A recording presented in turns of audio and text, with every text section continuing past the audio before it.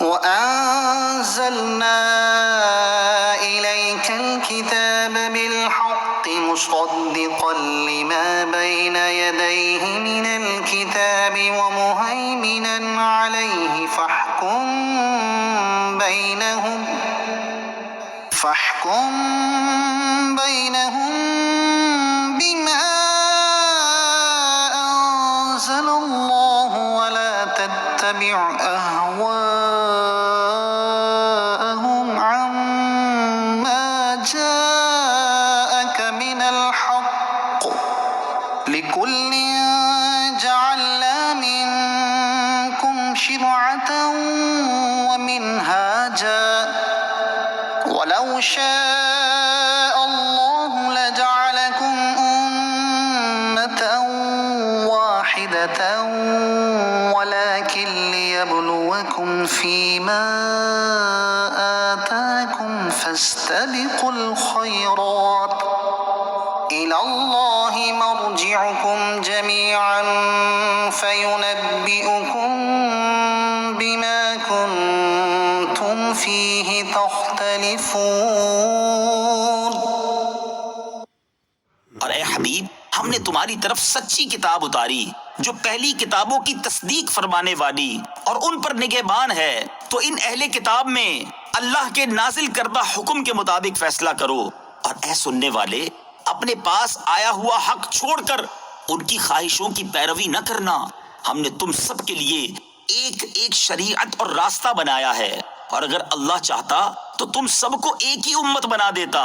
مگر اس نے ایسا نہیں کیا، تاکہ جو شریعتیں اس نے تمہیں دی ہیں ان میں تمہیں آزمائے، تو نیکیوں کی طرف دوسروں سے آگے بڑھ جاؤ۔ تم سب کو اللہ ہی کی طرف لوٹنا ہے، تو وہ تمہیں بتا دے گا وہ بات جس میں تم جھگڑتے تھے۔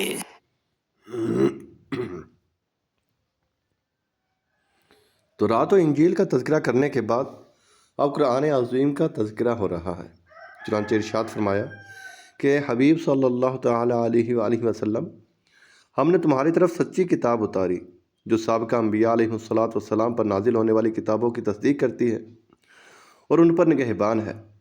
تو جب اہل کتاب اپنے مقدمات میں آپ صلی اللہ تعالیٰ علیہ وآلہ وسلم کی طرف رجوع کریں تو آپ صلی اللہ تعالیٰ علیہ وآلہ وسلم قرآن پاک کے مطابق ان کے درمیان فیصلہ فرما دیں۔ لِكُلٍّ جَعَلْنَا مِنْكُمْ شِرْعَةً وَمِنْهَاجًا، ہم نے تم سب کے لیے ایک ایک شریعت اور راستہ بنایا ہے۔ ارشاد فرمایا کہ ہم نے تم سب کے لیے ایک ایک شریعت اور راستہ بنایا ہے، یعنی فروعی اعمال ہر ایک کے خاص اور جدا جدا ہیں، جیسے نمازوں، روزوں کی تعداد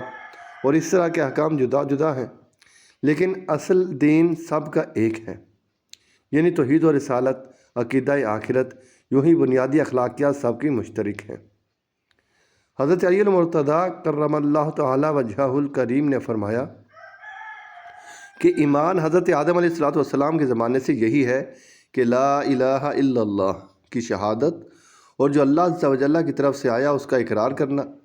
جبکہ شریعت ہر امت کی خاص ہے۔ وَلَوْ شَاءَ اللَّهُ لَجَعَلَكُمْ أُمَّةً وَاحِدَةً، اور اگر اللہ چاہتا تو تم سب کو ایک ہی امت بنا دیتا۔ ارشاد فرمایا کہ اگر اللہ تعالیٰ چاہتا تو تم سب کو ایک ہی امت بنا دیتا، مگر اس نے ایسا نہیں کیا، تاکہ جو شریعتیں اس نے تمہیں دی ہیں ان میں تمہیں آزمائے اور امتحان میں ڈالے، تاکہ ظاہر ہو جائے کہ ہر زمانے کے مناسب جو احکام دیے